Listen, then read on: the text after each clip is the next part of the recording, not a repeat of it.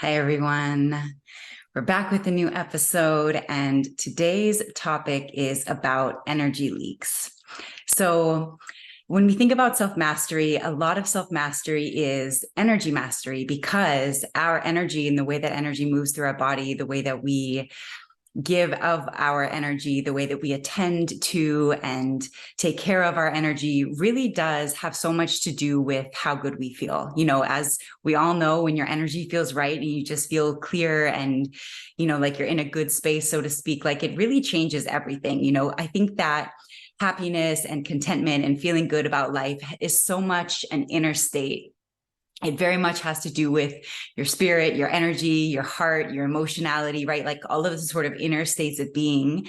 And when all of those systems align, when all of your inner states come together to create and cultivate an inner space that feels good and that makes you enjoy right where you are, it changes everything, right? So when we think about self-mastery, when we think about mastering our personal life experience, it has a lot to do with our energy, our spirit. So when we think about energy leaks. One of the main factors, one of the contributing factors to energy health is boundaries. And if you've been on this path, if you've been on your spiritual journey or your self-mastery journey, you know how important boundaries are.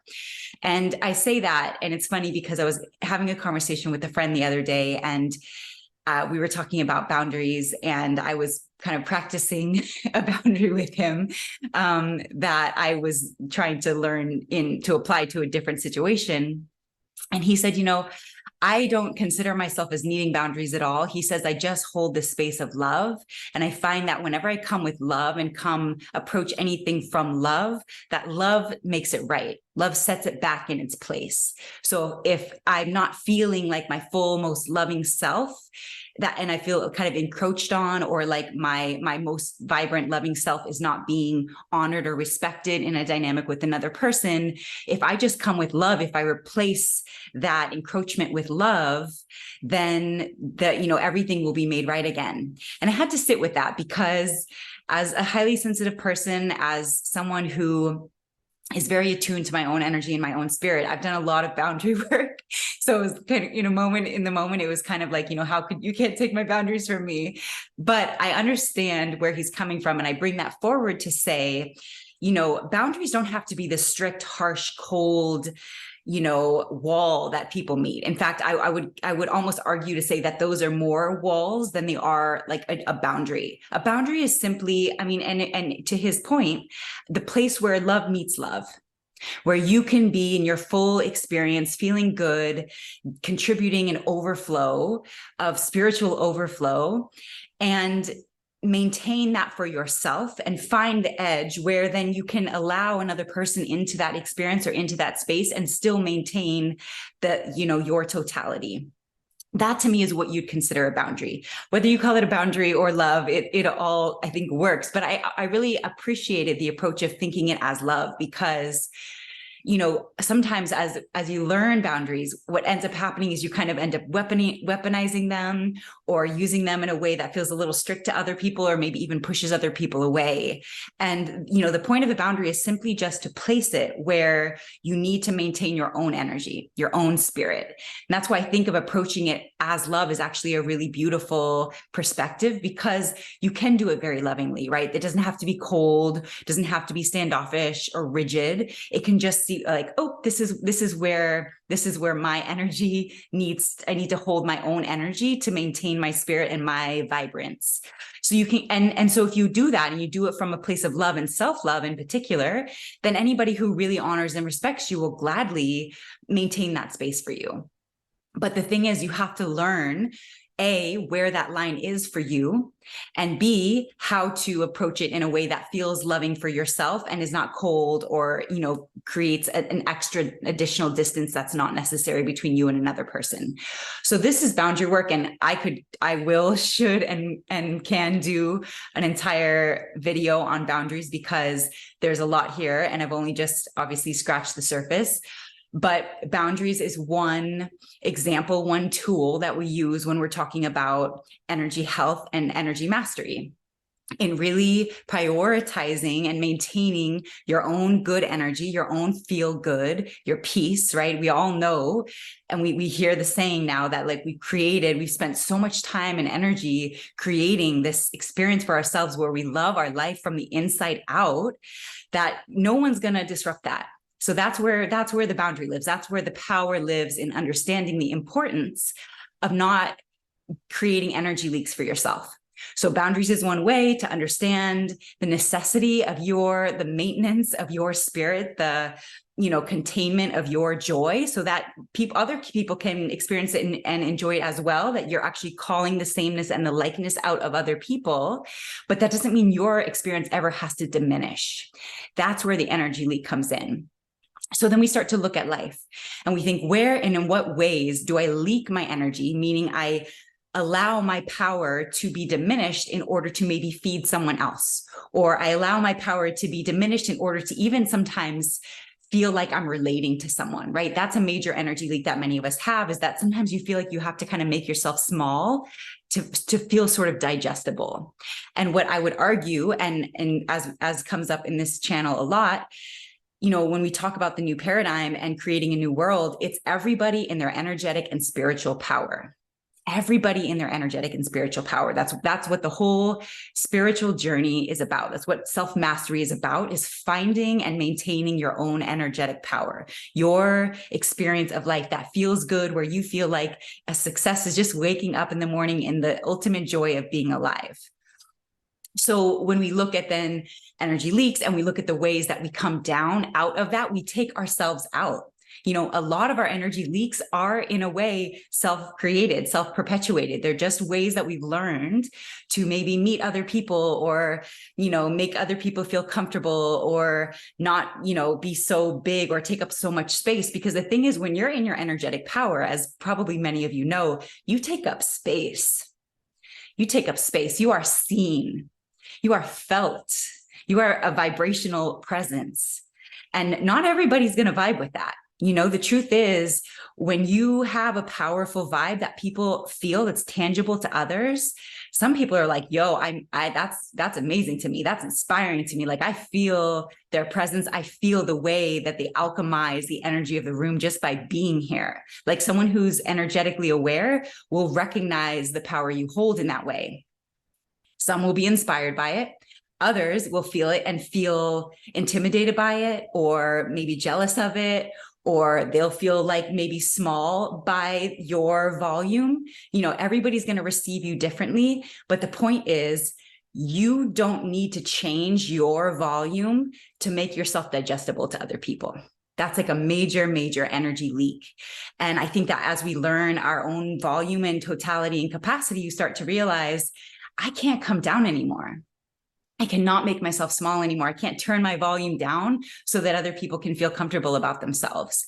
Because the truth is, anybody who's really on their ascended journey, so to speak, their spiritual journey, anyone who's really about their own, life progress, will attune to your frequency and actually let your volume turn them up. Because you can do that and they can do that. And that's actually what you're offering them, is a leg up.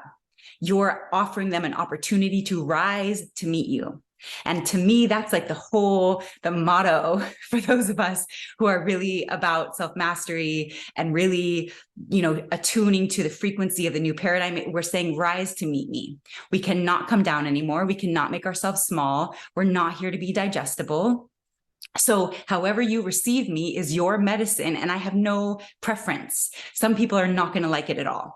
They're going to, it's like seeing the big volume in the room and they feel like they need to like poke at it, or, try to make it smaller because they can't, they don't even know how to handle it.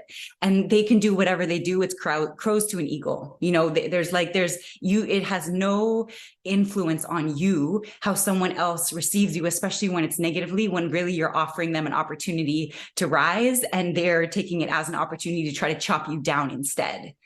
So your responsibility then is your own energy.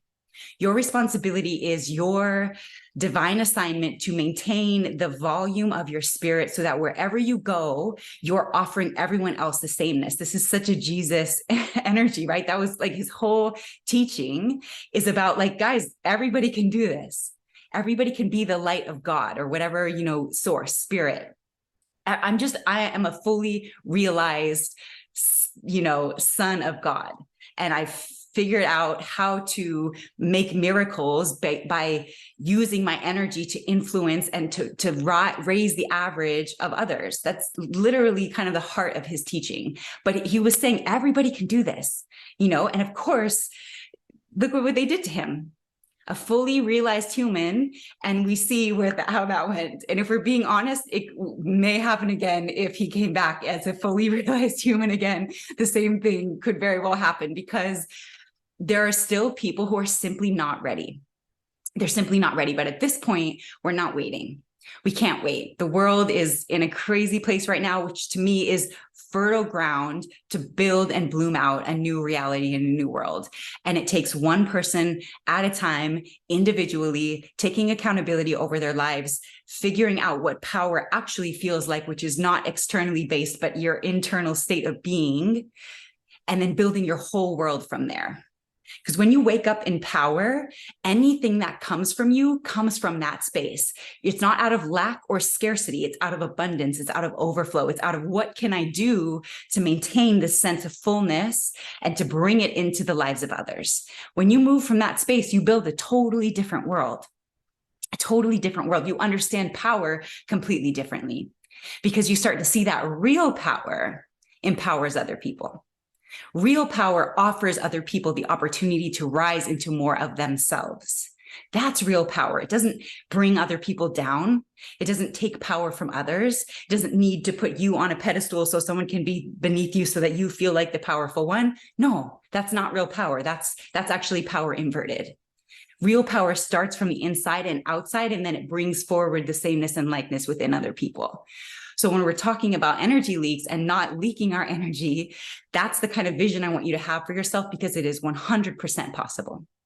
100% possible. And the experience you have when you're in that kind of power, you feel absolutely like you're on top of the world, and also that you want to bring everybody with you. It's like you just want to shout from the mountaintops. This is the whole kind of process of awakening, is like, oh my gosh, this is what's possible. Like everybody, come on, right? And then you learn over time that you can't wake other people up. And that's a whole nother video that I'll do. But it feels so good. It feels so good to be in your power, to feel your spiritual relevance, your spiritual revelation just shining out, like you have fulfilled your mission, and then your work then is to walk in and maintain it.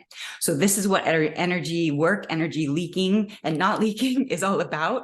So we find the little nuanced ways throughout our day. We start to become so, I call it an existential detective of your life, fine-tuning little ways that you start to leak energy, where you go from 100% to 80 to 75 to 71 to 50 because you really leaked. Like what, you start to notice the energetic shifts based on who you're around, based on where you are, based on your environments, based on your actions, your behaviors, what you take into your body. You start to notice if you're really about this life, then you fine tune all of it. This is self-mastery. This is full radical accountability over your life. It's every single thing that you do. So that when you really review yourself, do your own spiritual review of, all the things that you've done and all that you've been through and all that you participate in, you check and mark your own balances. So you can say, yeah, I notice when I'm around this person, like I leave feeling like a little, less than 100%. You notice that, and then you adjust accordingly. Does that mean that you need to have different boundaries with them? Does it mean that they're simply not on your frequency anymore? Maybe there's someone who gossips a lot, for example. Gossip to me is something that really pings my spirit as a negative energy. And I cannot be around it. So it could be something like that. You notice they have a tendency that really is what kind of drags you down. So maybe you could actually just work on once that starts, you work with them on I don't feel like going there with you. I would rather talk about something that brings us up, right? You can always do that. You can always do the work with the person, or you may find over time that there's people who simply are not energetically compatible anymore. And that's okay. It's not even love lost. It's not even, you don't have to even dislike them. It's not a vibrational match. And you have to honor that for yourself. You have to really discern meticulously who you're around, especially because the energy of others is one of the main ways that we leak our energy, that we come down from 100%. Again, playing yourself small is another major way, because it is anybody who has any form of agreeableness in them, you kind of, it's like, or even a peacemaker, so to speak, you kind of like, intuitively you want to maintain that energy of just keeping the peace and everybody's good and making the vibe feel good and all of these things, but that should never be at your expense. You're not actually keeping the peace if the peace within you is brought down, or if the power within you is brought down. That's not keeping the peace. It's actually self-abandonment, if we're being real. So other people are a major way to fine tune and be really precise with how you're leaking your energy. And again, it takes a very radical amount of self-awareness and moment to moment awareness to notice when you chop down a little bit, when you went from that 76% to 74%, what just happened here? And did you not hold a boundary? Did you not change the topic of conversation? If it was going in a direction you didn't want it to go, what changed that brought you out of yourself, down from yourself? And so this is how you spend your days. And it's fun because you realize that this is all of the ways that we reclaim our power. This is how reclaim and maintain. Because again, eventually, as you start to clear and you make your heart light as a feather, so to speak, you release yourself of low vibrational energies and experiences. You heal, so to speak. You activate the systems in the body so that your energy and your spirit are running at full capacity, and you naturally wake up. That's your baseline frequency. That's home frequency. Then you in your power, when you wake up in the morning, that is your home frequency. So we find that space, we start to even memorize it energetically. I know for me, I spent a lot of time just really memorizing it, feeling it, so that I knew how to get back there if ever I got off of that, which we all do, right? It's almost impossible to like maintain fullness all the time unless you're just totally guarded and you don't spend any time in general public. Like go to the DMV. Anybody in the US knows the DMV is like not like the favorite place. For me, I really struggle when I go to the DMV, and energetically, I can't stay at 100. It's just not, I'm working on it. It's like one of my places that I go to practice, but I'm not there yet. Another place, although I will say that I practiced and really made a lot of progress, is the airport. At first, I was like, I would just take on everybody's energy, and there's so much energy happening. And a lot of people are, anxious and stressed because that is brought out for travel for some folks. And I felt myself just constantly taking that on. I was just always bombarded. By the end of a traveling day, I just felt like icky, and I knew never to plan anything on the day of a travel for me, because by the end of the day, I was just not going to be my best self. It was something I had owned. And then eventually I was like, why is that the case? There's no reason for that. So boom, now I have this great opportunity every time I go to the airport, every time I travel, to maintain my power. Sometimes if I don't feel like I'm just in big volume and I want to just run my energy and like maintain all the energetics of the whole airport, then I'll just put on a hoodie and headphones and like put on like my little like energetic do not disturb sign and call it a day. And I feel like at least there I feel a little bit more shielded and guarded. But sometimes I'm just in my volume and I let it, I just alchemize. I'm running, I'm transmuting the energy instead of like taking it on and wearing it home. I'm clearing it and alchemizing it as I go. So you definitely can practice, and you will start to find, especially probably as I'm talking about this and now that you're even more aware of it, that there are certain places that uplift you. Like I love the grocery store. It's just, again, this is me. But I feel like I'm good in the grocery store. It's like super fun, and it's all good there. So that's one place that I like enjoy going. And I know that I can keep my 100. I might even crack 101% at the grocery store. I don't know why. But the airport, for example, was one place that now I can at least maintain neutral. And sometimes, even volumized there. DMV is another place that I'm still working on, right? That's my practice, my training ground. So environments, that's another way that we leak our energy. I'm going to say this, and I know it will ping for some of you. Your job. I know it's hard. I know it's hard to find a job that you just feel 100% about, right? That you can go in at 100% and leave at 100%, and it's the best job, right? Like it's very difficult to find a job that is that, unless it's very much your passion or your life's work and you're able to make the money that you need and it feels all good. And even then, you know, when you're doing your passion or you're doing your life's work, it's still hard, right? Because that means you're probably working for yourself in some capacity. And there's a lot of nuance to that. Like, work environment is difficult. It's another perfect training ground, right?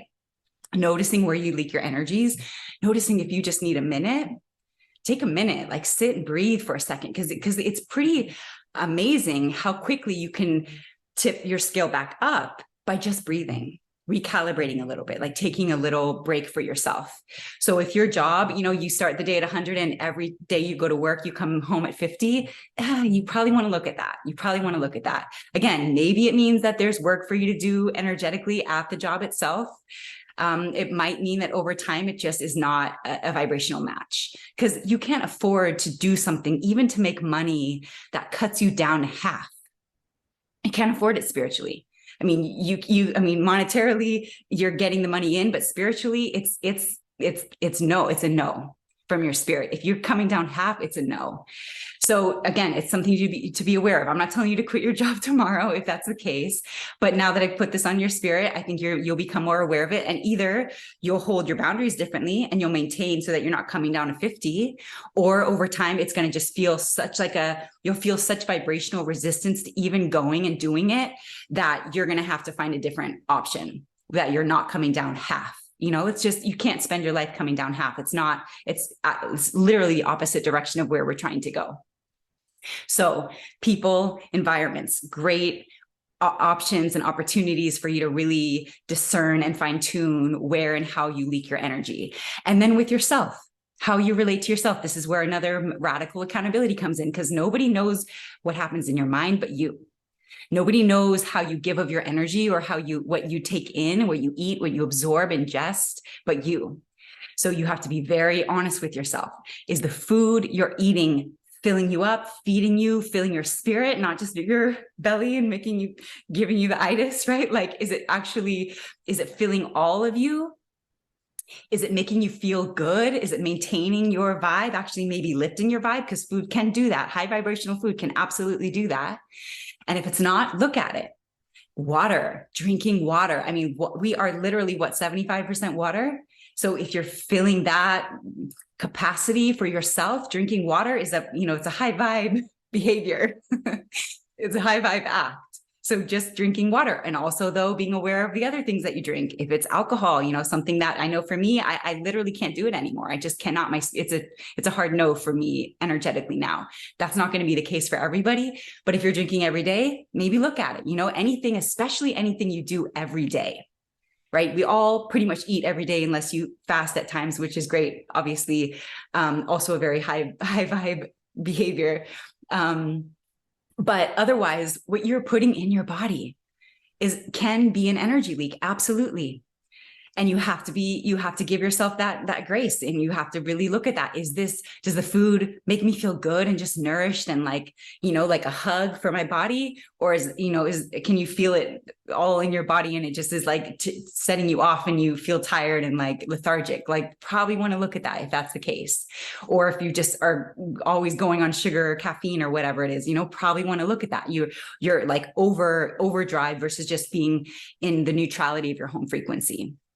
So that'll be the third category I give you, is just really monitoring, fine-tuning your own behavior so that you're not leaking your energy, leaking your power by the food you eat, by the content that you even look at on social media. Who do you follow? Does social media bring you down every single time? And if so, let's look at that. Look at who you're following, change who you follow. I really, for me, made a very conscious effort to follow people who I pretty much know generally, and or B, who just always make me feel good. It's always a hit for me. That's the kind of energy I can only afford to consume when I go on my socials. So social media is another big one, and this kind of comes in the self accountability category. food, social media, drinking water, exercise, taking care of your body. Exercise is a very high vibrational action. We want to do that. We want to move the body. The body wants to move. It needs to move. It needs the systems and the energies of the body work really well when you run them, when you work them, when you push yourself to the edge at times. So whatever, that could be walking outside, going outside, right? Being outside in general, a very high vibrational energy activity, being out in nature, touching grass, so to speak, like connecting to nature. Nature is one of the best alchemists of all time, because it transmutes and clears energy very quickly. If you just sit on the ground or place your feet on the ground, it helps clear out any like low vibrational or heavy energy that you might feel. So being outside and or exercising outside and or exercise in general. So the third category being just your everyday behaviors, how you eat, what you ingest, what you're watching, how much TV you're watching, how much screen time you give yourself, but what you're consuming generally is a major, major key to not leak your energy. So those are the three categories I'm going to give you for today. And I want you to just kind of think about this for your own life, start to notice in general, because sometimes it takes the real time practice to notice like, God, that really just cut me from like full volume to 70 and what happened there. And what is it about that experience that brought me down? Or noticing your work environments or otherwise environments. They say that family is a very powerful teacher on the spiritual path. In fact, they say, I think somebody said, if you really want to see how far you've gotten spiritually, go spend 2 weeks with family and it'll kind of humble you to where you are, because family holds a specific energy. It certainly does. Our relationships and our bonds to our family holds a specific energy. And it's much easier to collapse into old versions of yourself when you're with family, because sometimes that's the version of them that they have in their head of you, than it is to kind of maintain power and show up different. I mean, family's like, who are you coming in here different? Like, right? Because they know you as like this version of you that maybe you don't even relate to anymore. I certainly feel that way about my family. In fact, they refer to me as Nika, which I haven't talked to you guys yet, but I went through a whole name change. Nika is like who I grew up as. And they still call me that. And it's fine. There's plenty of people in my life who call me Nika, and I love that name. I adore that name. It's kind of like my inner child name. But like to me now, I'm Soleil, right? Like that feels like my name now. And I feel like anybody who really knows me now calls me Soleil. So again, it's just the energetics of them having a particular version of you in their heart, spirit, and mind that they're maybe kind of attached to, because at some point you were a cute little girl and they love that. Maybe that was their favorite version of you, because now you're like a strong, powerful woman, less digestible. But you don't have to exist in their version of you. That's an energy leak. If you have to come down to fit an old version of you to be around someone, there's a mismatch here. And it's a very, very good opportunity. Again, instead of just cutting people off and saying, oh, you don't see me now, you don't understand me, you don't welcome me as my new version. You don't even have to do all of that. You can just show up new. And you can correct their thinking around you or how they behave towards you or their action towards you if you need to do that. That's where you start new. Is like, I know it used to be okay that you treated me in this way or you'd say these things to me, but now it doesn't work for me anymore. So I really need to hold the line that we recreate that pattern, because it's not healthy for me to enable this behavior that actually brings me down from my full self. Like any true relationship that honors and respects you can hear that. Maybe not at first, right? It doesn't always feel good when a family member and you're saying this to them, and they might, again, come back with a cut down, because that's how people move. But the real ones in your life will hear it. And the realest ones will adjust their behavior according to what you're asking them. It might take another reminder at some point, but over time, the ones who really respect and honor you and want to see you in your best self will adjust their behavior. And this is for all relationships, not just family, but all long-standing relationships are willing to adjust your volume and your growth. They're not going to be intimidated by it. They're not going to need to cut it down because they're not growing with you, or whatever reasons and ways that people, try to keep you small because it keeps them comfortable. We're not here to make people comfortable. We're not going to do it. We're not. It's not spiritual revelation, spiritual evolution, self-mastery is not comfortable at all. Anybody who's really on this path knows that we're not here to seek comfort. Comfort is like the last thing we're even thinking of.